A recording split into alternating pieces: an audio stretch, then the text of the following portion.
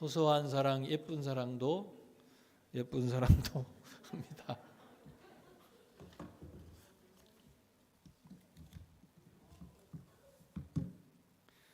자, 오늘은 유월절과 하나님의 인도하심, Passover and God's Guidance라고 하는 제목입니다. 오늘 말씀은 출애굽한 이후에 시내 광야에서 머물면서 하나님의 율법을 받았지요. 율법을 따라 성막을 만들었지요. 제사장 제도에 따라 제사를 드리기 시작했지요. 출애굽한 지 한 1년여 지났습니다. 그 후에 이 광야에서 출애굽 후 첫 번째 유월절 절기를 지킨 일, 그리고 1년여 지난 그때 드디어 하나님이 약속의 땅을 향하여 다시 행진하기 시작한 이야기입니다. 오늘 이 사건들을 통해서 하나님이 우리에게 주시는 영적인 교훈들을 들으려고 하는 겁니다. 첫 번째는요, 유월절을 준수했다. 9장 1절부터 14절에 나오는 내용인데, 자, 시내산에 머물면서 십계명 율법을 받았어요. 그리고 제사도 드리고 성막을 세웠는데 유월절 절기를 1년 만에, 출애굽한 후 1년 만에 지키게 된 겁니다. 자, 이 유월절은 어떤 의미가 있어요? 패스오버, 통과, 이런 뜻이에요. 통과, 뛰어넘었다. 어떻게 애굽에서 종살이할 때 바로가 내보내주지 않으니까 10번째 재앙이 뭐였죠? 장자의 죽음. 모든 애굽에 있는 장자들은 다 죽었어요. firstborn이 다 죽었습니다. 이 재앙인데 유대인들에게는 양을 잡아 문설주에 바르라. 양의 피를 바른 집은 죽음이 패스오버, 통과한다. 그래서 죽음을 보지 않고 살았습니다. 애굽의 모든 사람들은 장례를 치느라고 애곡, 통곡하는 그때에 이스라엘 백성들은 애굽을 나오게 됐어요. 바로가 결국은 10번째 재앙 끝에 항복했습니다. 하나님의 뜻에 항복하고 이스라엘 백성들을 자유 나가라고 허락해 준 거예요. 그 절기를 지키는 날, 우리로 얘기하면 광복절이에요. 광복절. 이게 유월절인데, 자, 1년 중에 첫 번째 절기라는 거예요. 우리가 추수감사절 때도 지난주였죠. 절기들에 대해서 잠깐 언급했습니다. 유대의 절기는 큰 단위로 얘기하면 3개, 더 세부적으로 얘기하면 7개인데 결국은 전반기 추수, 후반기 추수, 추수를 중심으로 농경 주기에 맞춰서 시기적으로는 2시기에 집중되어 있다 얘기했습니다. 아무튼 첫 번째 절기가 유월절인데 이 유월절, 애굽에서부터 탈출한 Exodus from Egypt죠. 이 날을 기점으로 이스라엘 백성들은요, 첫째 딸을 삼은 거예요. 그만큼 유월절, 애굽의 종살이로부터 하나님의 기적적인 간섭하심으로 자유인이 되었다. 하나님의 구원하심이 유대의 시간의 처음이라는 거예요. 이게 유월절의 의미인 것입니다.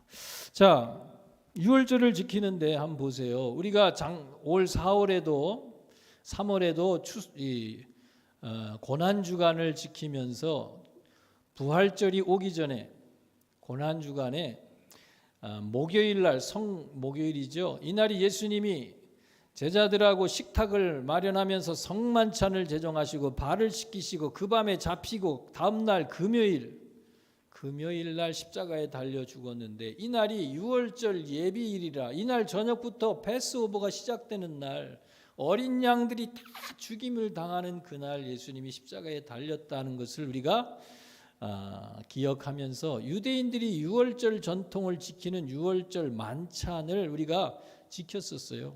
내년에 예고합니다. 좋은 경험이었죠? 영적인 의미도 되새기고 밥도 먹고 양고기도 먹고 하면서 그 의미들을 다 새겼어요. 저런 걸 했단 말이에요. 저 플레이트에다가 유월절 쓴나물, 무교병, 저 오른쪽에 있는 게 무교병, 포도주 4잔, 포도주를 4잔씩이나 목사가 따라주는 거 마셨단 말이에요, 여러분들. 그리고 뭐라 그랬어요? 애굽에서의 탈출, 광야의 고난스러운 삶, 그리고 궁극적으로는 다시 오실 메시아에 대한 바램, 약속의 성취를 바라보는 그 의미를 다지는 것. 이게 다 먹는 축제 속에, 음식 식탁 테이블 속에 하나님의 영적 교훈이 다 담겨 있었어요. 그러니 유월절 만찬에 참여하고 싶어요? 아니면 지겹고 귀찮아 빠지고 싶어요? 추수감사절 축제적으로 우리가 감사 예배를 드린댔더니 뭘 노래를 부르고 옷도 해 입고 오고 귀찮아. 그런 날 안 갈래. 안 가는 분들이 많이 있었더라고. 오던 분들도 안 온 분들이 있더라고. 오후 예배 때 한다 그러면 다 빠져나가서 주일 오전에 했더니 그때도 안 온 분들이 있더라고. 아무튼 귀찮은데 전날은요 즐거운 자리야. 우리가 설날을 추석을 기다리는 것처럼 전날은 가족들이 다 모이고 먹을거리가 많고, 그런데다가 가족들이 우리로 얘기하면 예배 드리면서 영적 의미를 강화하는 참 좋은 의미예요. 지난주에 추수감사절 지났지만 미국 사람들은요 추수감사절 전국에 흩어진 가족들이 다 모여서 터키 먹지요. 터키 칠면조 요리를 나누면서 이날이 가족이 다 모이는 전통의 날. 유대인들로 얘기하면 유월절이 해방된 기쁨도 있고 하나님의 구원을 기뻐하지만, 저렇게 하나님의 영적 교훈을 식탁에 담아 영적 의미를 되새기는 풍요롭고도 은혜로운 날이에요. 그러니까 다 참석하고 싶을 때인데, 우리가 지난 맞조라 그랬죠. 맞조, 무게몽을 잘라 먹는 의미.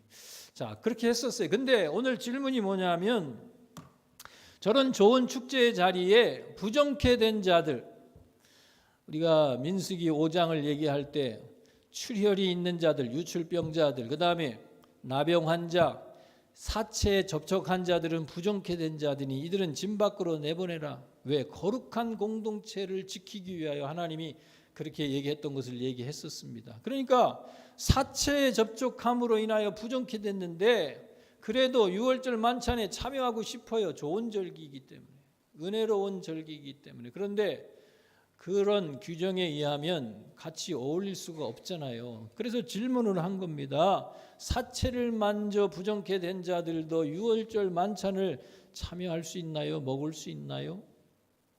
그러니까 모세에게 물으니까 모세가 잠깐 기다려봐. 하나님께 묻고 대답해 줄게. 하나님은 뭐라 그러셨어요? 유월절을 지키라는 거예요. 허락해 주십니다. 부정케 된 자들도 유월절을 지키라. 물론 다른 사람하고 같이 어울리진 못했겠죠. 따로 먹는다든지 아니면 부정케 된 자들끼리 먹는다든지 그런 방법이 있겠지만 유월절을 지키는 그것마저 금지당하지는 않았어요. 유월절을 지키라. 왜? 그만큼 중요한 의미가 담겨 있다는 거예요. 예외 없이 모든 자들이 지키라는 거예요. 심지어 모르는 사람들도요, 외국에 출타한 사람들도.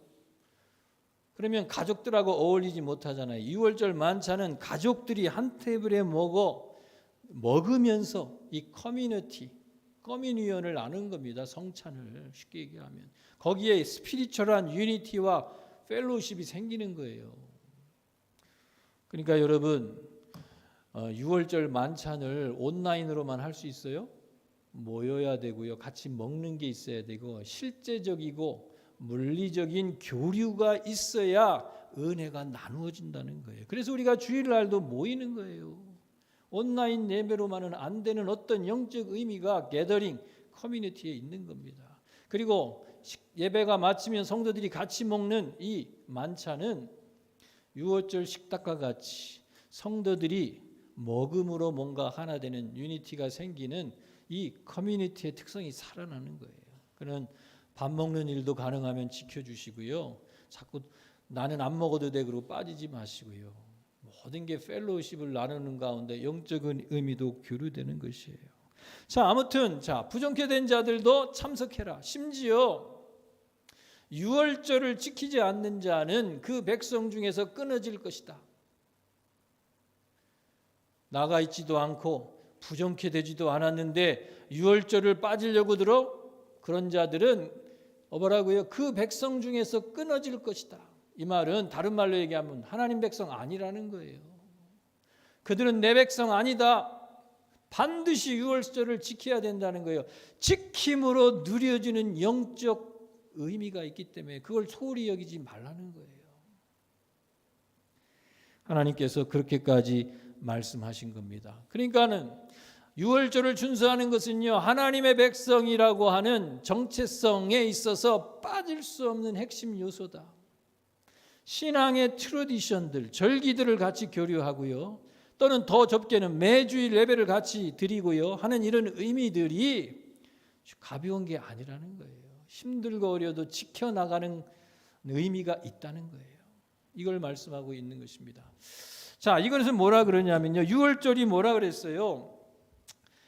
하나님의 특별하신 은혜로 양이 대신 죽는 피를 바름으로 인하여 10번째 재앙으로 바로는 드디어 항복하고 자유함을 얻는 하나님의 초자연적인 기적 같은 개입으로 구원을 얻게 됐다는 이것을 기념하는 날이 유월절이에요. 이거는 누구도 예외일 수 없는 가장 중요한 영적 공동체의 핵심적인 영적 요소라는 거예요. 자, 저 말을 신약으로 얘기하면요, 예수님께서 제자들에게 물었어요. 사람들이 나를 누구라고 하느냐? 마태복음 16장에 보면 예수님을 죽은 세례 요한이 살아났다고 합니다. 아니면 회개하라고 막 꾸짖는 거침없는 설교를 때문에 아마 세례 요한이라고 얘기했을지 몰라요. 예수님을 말라기에 다시 오리라고 하던 엘리야라고 그럽니다. 왜? 능력을 행하고 대단한 일을 행하니까요. 어떤 사람은 예수님을 예레미야라고 합니다. 왜? 눈물을 흘리며 예루살렘이 망할 것을 안타까워하시는 예수님. 또 그 선지자들의 하나라고 합니다. 그래? 그러면 너희는 나를 누구라고 하느냐? 그러니까는 그 중에 베드로가 얘기했어요. 주는 그리스도시요. 그리스도란 말은 헬라 말이에요. 크리스토스. 그 다음에 히브리 말로는 메사야, 메시아입니다. 구원, 기름 부음 받은 자라는 뜻으로요, 구원자, 세이비어, 구원자를 지칭한, 보넬이라고 하나님이 예고하셨던 구원자를 지칭하는 말이 헬라 말로는 그리스도, 히브리 말로는 메시아입니다. 예수님은 그리스도, 구원자, 메시아시요 하나님의 아들입니다라고 대답할 때 예수님이 기뻐하셨어요. 너는 이름을 오늘부터 베드로라, 피터, 페트라스, 반석이란 뜻이에요. 시몬이 아니라 너는 베드로라고 부르겠다. 예수님을 구원자요 하나님의 아들로 고백하는 그 믿음을 통해 예수님 베드로에게 반석이라고 하는 이름, 페트라스, 반석이란 뜻이에요. 반석. 이름을 주시고, 그리고 이어서 하신 말씀이 저 말씀이에요. 내가 이 반석 위에 내 교회를 세우리라. Upon this rock입니다. 이 반석 위에, 개인적으로 얘기하면 피터, 베드로죠. 베드로를 락이라고 하는 이름을 주신 겁니다. 피터. 내가 이 이름 위에 I build my church, 내 교회를 세우겠다. 이 말은 캐톨릭에서는 베드로의 사도의 프라이머시죠. 스프로머시, 사도의 최고성을 의미하는 구절로 인용하고 있지만, 우리 개신교에서는 베드로 개인이 아니라 베드로의 신앙 고백, confession, 예수님을 누구라고 고백하느냐? 예수님을 나의 구원자요 하나님의 아들로 믿는 그 고백 위에 내 교회를 세우겠다. 다시 얘기하면 교회의 기초는 베드로와 같이 예수님을 누구라고 생각하는가? 예수님을 나의 구원자 하나님의 아들로 믿는 믿음을 가진 사람, 그 고백을 할 수 있는 자들이 교회의 기초, 그 고백을 가진 사람들이 교회를 이룬다는 거예요. 교회 멤버십은 이 신앙 고백이 분명한 사람들이 교회 멤버가 되는 거지, 교회 다닌다고 멤버가 아닙니다. 세례 교회인이, 우리가 지난주도 세례를 베풀었죠. 세례 교인이 돼야 교회의 멤버십, 정회원이 된다는 의미. 그런 사람들이 총회에도 참석하고 성찬에 참여한다는 의미는 바로 그거예요. 예수님을 누구라고 여기는가? 나의 구원자 하나님의 아들로 믿을 수 있는 믿음을 가진 사람들의 공동체가 교회다. 교회에 있어서 핵심 요소는 바로 그거라는 것을 얘기하는 거예요. 그게 바로 유월절의 의미에서도 강조하는 바가 그겁니다.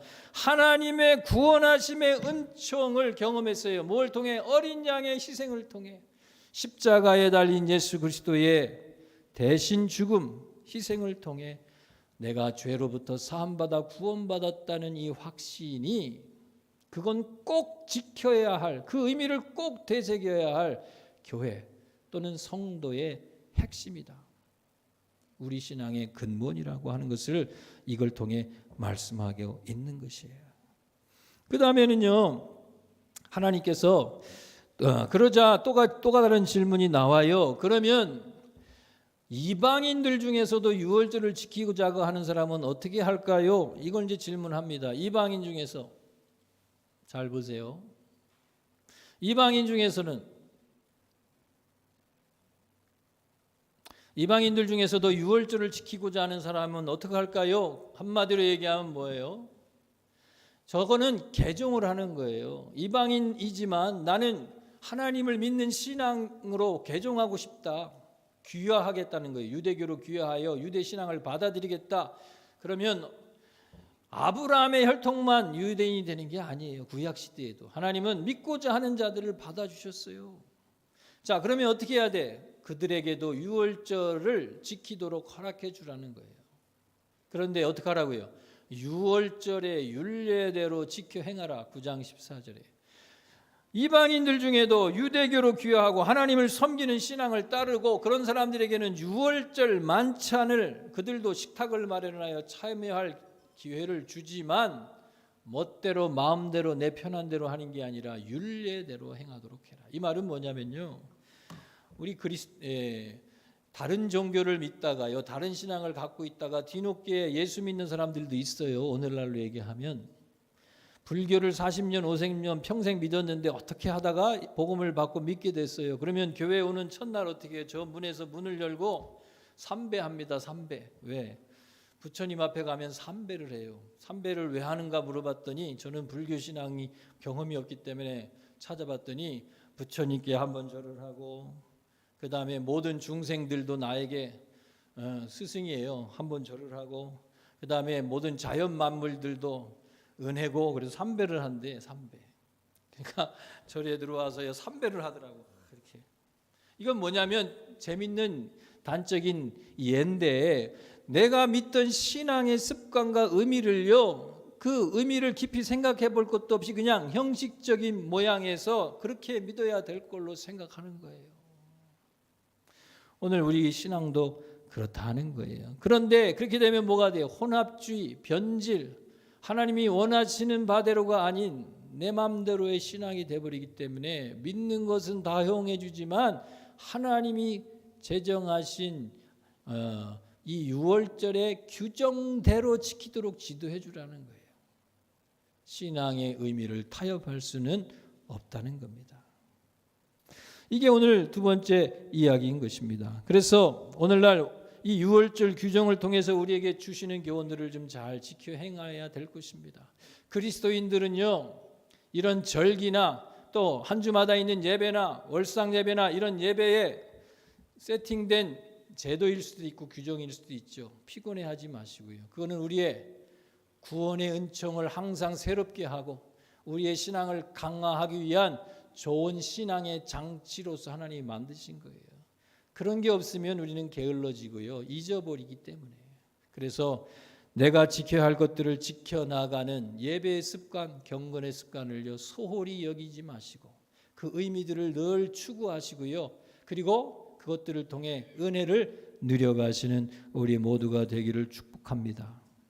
자, 두 번째로요, 하나님이 우리에게 주시는 말씀은 하나님의 인도하심을 따르라는 거예요. 자, 드디어 하나님이 보여주신 식양대로 하나님의 디자인대로 하나님 성막 타버나클을 광야에다 세웠잖아요. 그 주변에 12지파가 동편, 남편, 서편, 북편 캠프를 마련해서 주둔했잖아요.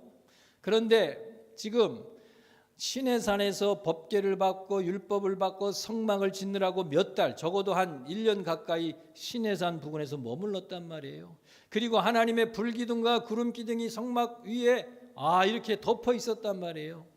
오랫동안 머물렀죠. 그런데 드디어 10장에 보니까 하나님께서 떠나시려고 구름기둥이 진영 위로 떠오르는 거예요. 장막 위로. 이제 뭐예요? 떠날 때가 됐다, 따르라는 거예요.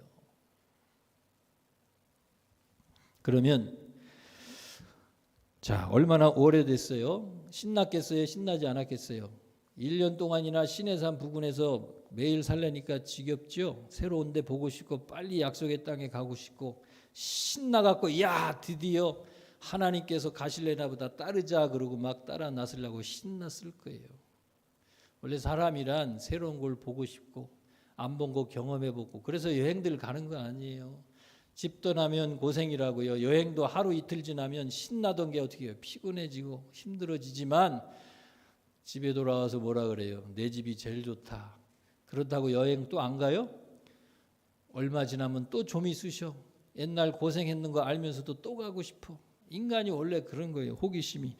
자, 하나님께서 성막에 구름이 떠오르니까 야 이제 떠난다. 그러고 떠났는데 쉽지 않은 길입니다. 성막을 덮은 구름과 불기둥이 떠올랐는데 성막의 구름 기둥이 움직이면 이스라엘도 이동하고 멈추면 이스라엘이 멈춥니다. 내가 가고 싶다고 가는 거 아니고 가기 싫다고 머무는 것 아니에요. 하나님이 가자 그러면 가는 거고 가지 말아라 그러면 멈추는 거예요. 하나님의 인도하심을 따라 멈추기도 하고 가기도 하는 게 이게 성도의 삶이라는 거예요.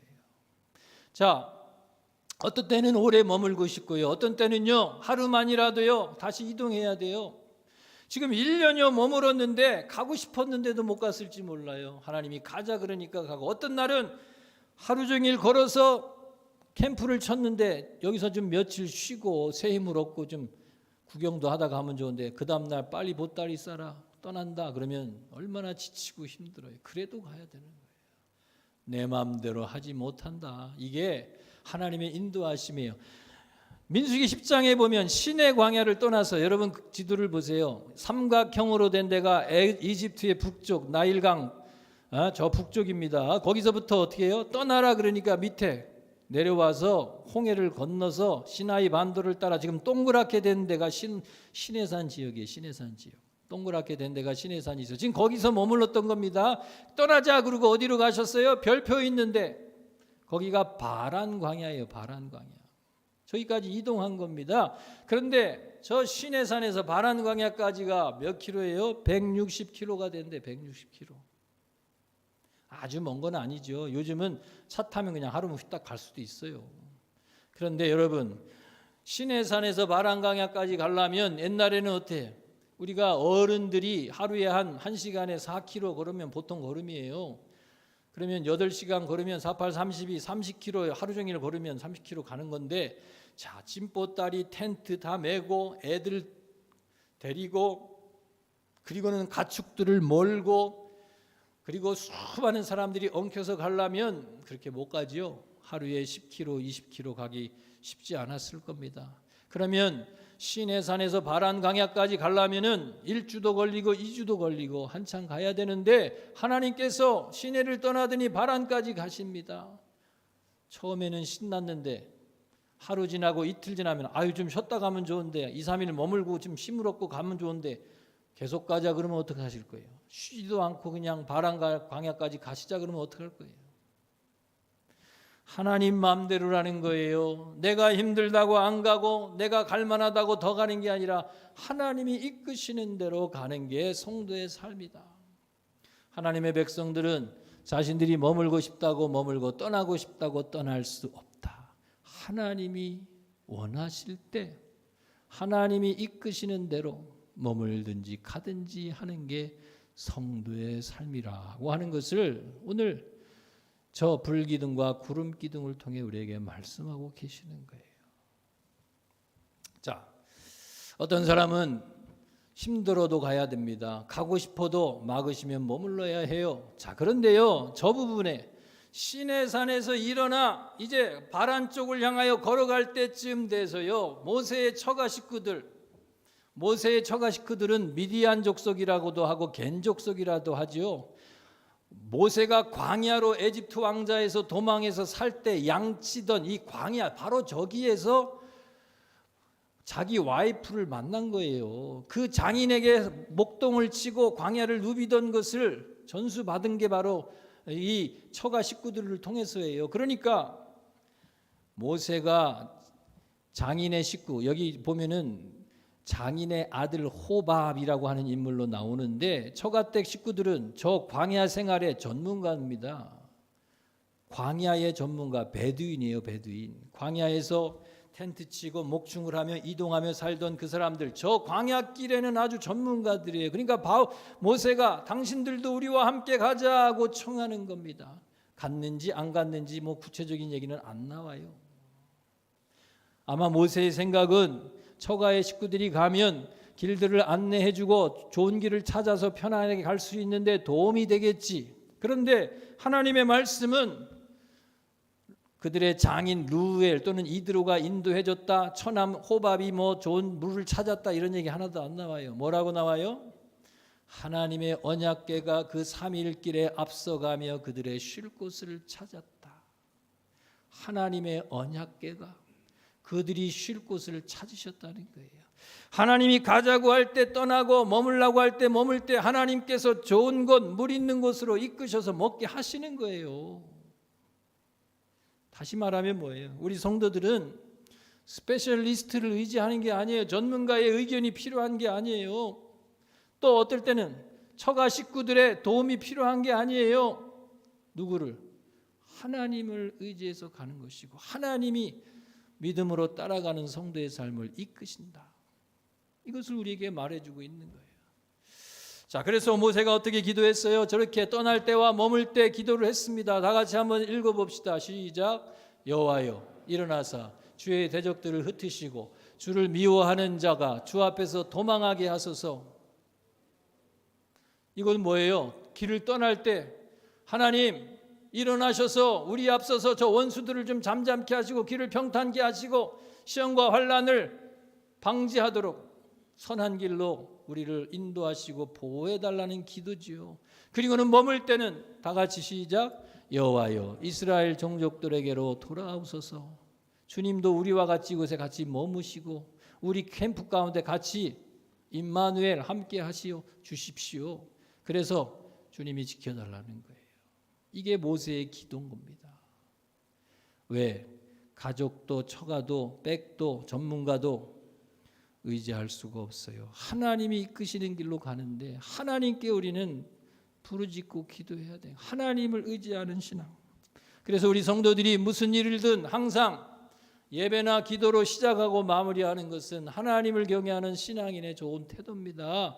그래서 여전도에 모일 때 밥만 먹지 말고 기도함으로, 목장 모이면 예배 드리고 같이 월남쌈도 싸먹고, 그 다음에 구역에서 놀러 갈 때도 놀러만 가는 게 아니라 가서 예배도 드렸다 그러더라고. 엊그저께도 어느 구역이 버스 타고 갔는데 비도 오는 날씨인데 예배 드릴 때는 비가 안 왔대.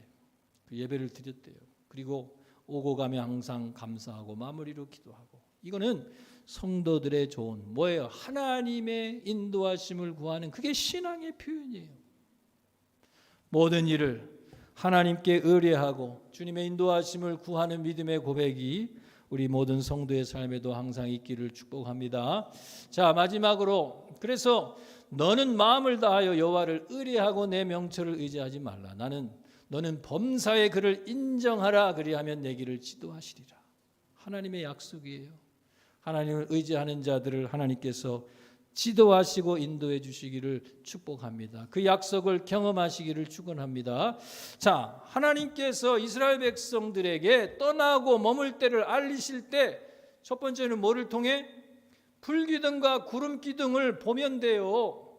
제가 사진을 첨부했는데 이렇게 전송하는 과정에 잘못돼서 아까 예배 시간에서 잠깐 나갔다고 그러는 게 사진을 더 넣었는데 좀 잘못됐어요.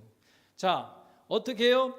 성막 가운데 불기둥과 구름기둥이 솟아 있으면요, 그 주변에 캠프를 친 이스라엘 백성들이 보면 다 알아요. 멀리서도 볼 수 있을 만큼 어마어마한 불기둥, 구름기둥이 성막 위에 뻗어 있어요. 그게 막 떠오르면 하나님이 가시려나 보다, 가다가도 멈추면 여기다가 캠프를 칠라 보다, 다 알아요. 보는 걸 통해. 어떻게 하면 돼? 성막을 바라보고 있으면 돼요. 우리가 주님을 바라보고요, 주님의 뜻을 구하면서 우리가 바라보고 알아볼 수 있어요. 그런데 때로는 딴짓하느라고, 딴 거 보느라고, 딴 일 하느라고 못 볼 때가 있어. 보안장치로 뭘 하셨어요? 하나님이 제사장들에게 은나팔을 만들어서 불어라. 모일 때, 떠날 때, 머물 때 소리가 여러 가지 있겠죠. 신호가 있겠죠. 그래서 어떻게 하라고요? 은나팔을 불어라. 어떻게 알아요? 하나님이 떠날 때와 머물 때를 성막을 덮은 구름기둥 불기둥이 머물고 뜨는 것을 통해 시각적으로. 두 번째는 제사장의 나팔 소리 청각으로. 자, 보지 못하고 딴짓하니까 뭐예요? 신호를 알려서 그들이 야 이제는 하나님이 떠나신다고 하니까 빨리 채비해라. 이제는 멈춰라. 신호를 통해서 제사장들의 나팔 소리로 그들에게 알리셨다는 거예요. 오늘 우리는 하나님께서 우리에게 직접 말씀하기도 해요. 기도하면서 말씀을 묵상하면서 하나님의 인도하심을 각자 얻을 수 있어요. 그러나 때로는 하나님이 보완사항으로 주의 종들을 통해 설교자들을 통해 말씀을 선포함으로 깨닫도록 하시는 거예요. 성경에 보니까 언제 몇 가지가 있는데 자 떠날 때와 머물 때 나팔을 불어요. 또 적군이 쳐들어와서 전쟁에 나가야 된다. 위기 상황에 나팔을 불어요. 또 예배 축제로 모이고 예배할 때 나팔을 불어서 신나고 즐겁게 흥을 돋아 하나님께 열심히 예배하라고 나팔을 불어요. 주의 종들을 통해 나팔을 불 때에 어떻게 해요? 주님의 주시는 음성을 대신해서 깨닫지 못하는 영혼들을 깨달으라고 위험으로부터 우리를 알리고 그리고 하나님의 은혜에 우리를 초대하고 그리고 하나님의 인도하심 해야 할 것과 하지 말 것을 경책하고 경고하느라고 주의 말씀을 주실 때에 하나님의 음성을 주의 종들을 통해서도 잘 섭취하여 여러분의 유익으로 삼으시기를 축원합니다. 자, 데살로니가에 교회 보내는 편지에서 저기 빠졌네요. 바울은 데살로니가 밑에 있죠. 어떻게 했어요? 너희가 바울의 말씀을 들을 때 뭐라고요? 사람의 말로 받지 않고 하나님의 말씀으로 받는다.